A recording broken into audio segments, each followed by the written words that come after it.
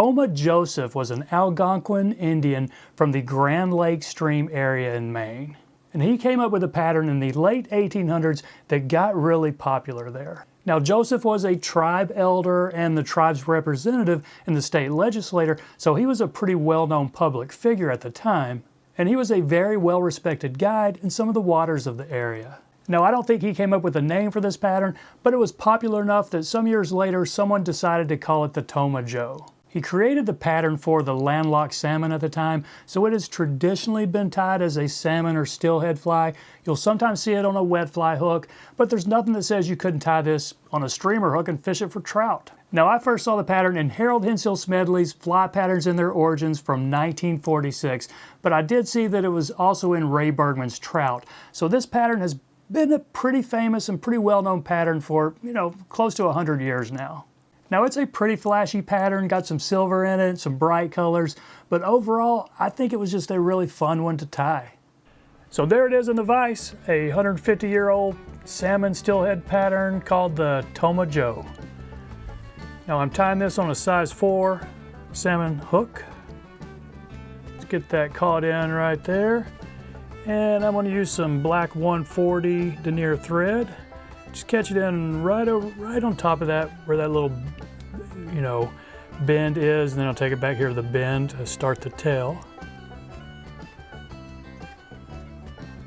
Now, in some recipes, you'll see the tail as a golden pheasant crest, or some a duck or a goose. And I do have all three of these, but I'm going to go with the duck. Sometimes it's just a little bit easier. So a single thin slip, and it's going to lay flat on you if you're not careful. So I got one wrap. I'm going to try to prop it back up on top of the hook right here. Can I do that?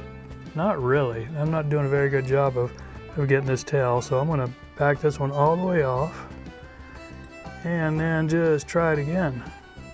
Okay, that's what I want. So I'm going to just pinch the feather and the hook. Couple of wraps. Yeah, that's close enough right there. Okay, a few extra wraps to secure this. Now let's catch in 2 or 3 strands of peacock herl. Let's see. Okay, that's going to work right there, I think. Couple wraps forward. Now I do have this excess right here I'm going to snip off because we do have a tinsel body. We don't want to build up any unnecessary bulk right there. So I'll do a couple wraps just to get my thread out of the way. I'm not making a real big butt section back here, but it's not insignificant. So I'm going to put these wraps down, maybe a couple on top of each other to try to build the fatter bulb right there.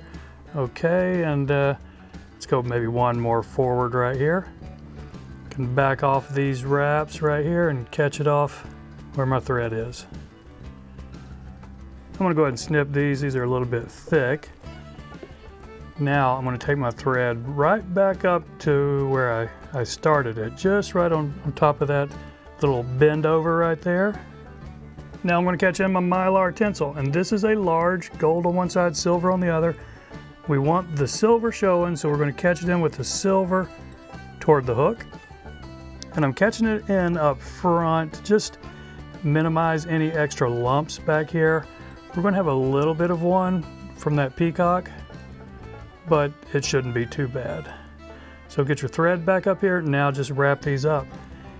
And one right in front of the other. Don't worry about overlapping them. And if you end up with a little bit of a gap, it's not a big deal. If you have a little bit of black showing in between it, I wouldn't worry the least bit about it.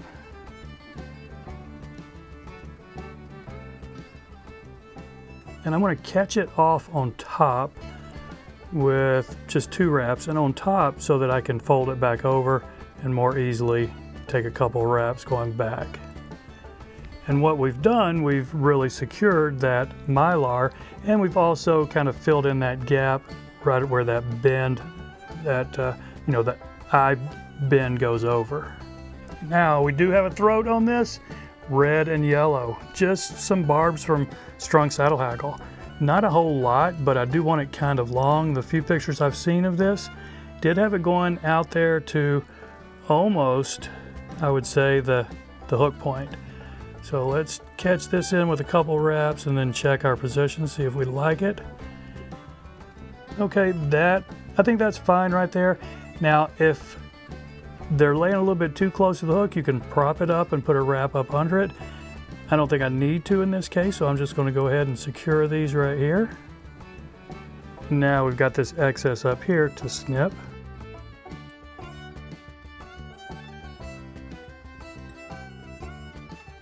And now the only tricky part of this fly, the barred wood duck wing. Now this is 2 slips right here.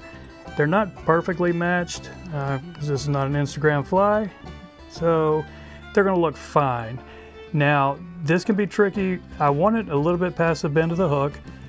What I'm going to do, I'm going to pinch the feathers and the hook, and then we'll just do a loose wrap and then another loose wrap right there. Those are kind of bunched up on me, not exactly what I want.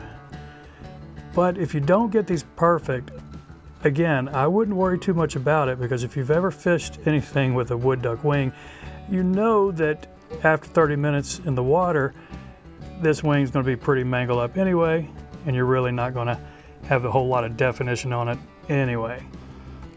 So I think we'll be fine with that right there. Let's go ahead and snip this excess up front.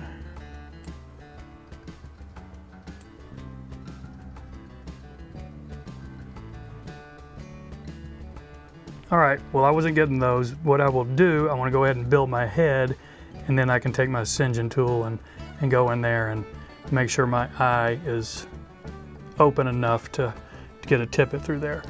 So go ahead and build the size head you want. You know, I want a pretty decent size head here. Finish it right now.